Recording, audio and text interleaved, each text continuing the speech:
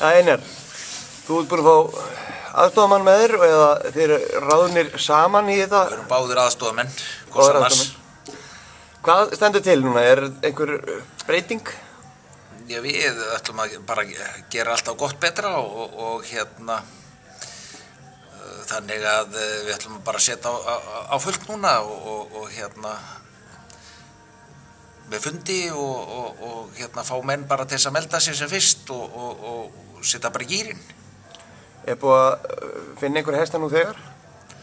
Sko, það er allir vegir opnir og við ætlum að reyna bara að fá sem flesta bara til þess að melda sig og svo náttúrulega sumir sem er að spöglir í þessu alveg fram á síðustu mínútu en það er allir velkomnir og ekki lokað á neitt en þetta verður spennandi. Hvernig leggst þetta nýja starf í þig, Hafliði? Nú, mjög vel. Manni hlakka bara til að hefjast handa og fara að starfa. Núna verður þú vantilega ekki sjálfur í landsliðinu, er það ekki svolítið svekkjandi? Nema Einar veljið þig?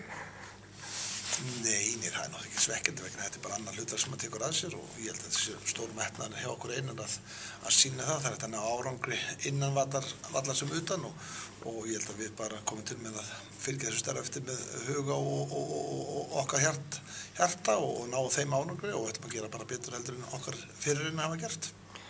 Er eitthvað nýtt á döfinni sem þú ætlar að reyna að koma inn í svona þetta starf? Ný í rauninni ekki, það er ekkert verið að finna pjóli, þetta er náttúrulega snýst að við fáum góða knap og góða hest til þess að taka þátt í úrtöku og við náum góðu vali og ég held við góðum borið höfuð átt þegar uppi stendur eftir að úrtöku líkur að það er mikill hestakostur til í landinu og frábæri knapar og við fylgjum því bara eftir með góðri umgjörð og ætlum að vera svona sýnilegir og klappa bakið á mönnum. Einar, verður þetta ekki mikið ferðalag á milli landana núna? Það voru rosa sterkir hestar viðstæður í Skandinavíu, sem dæmi?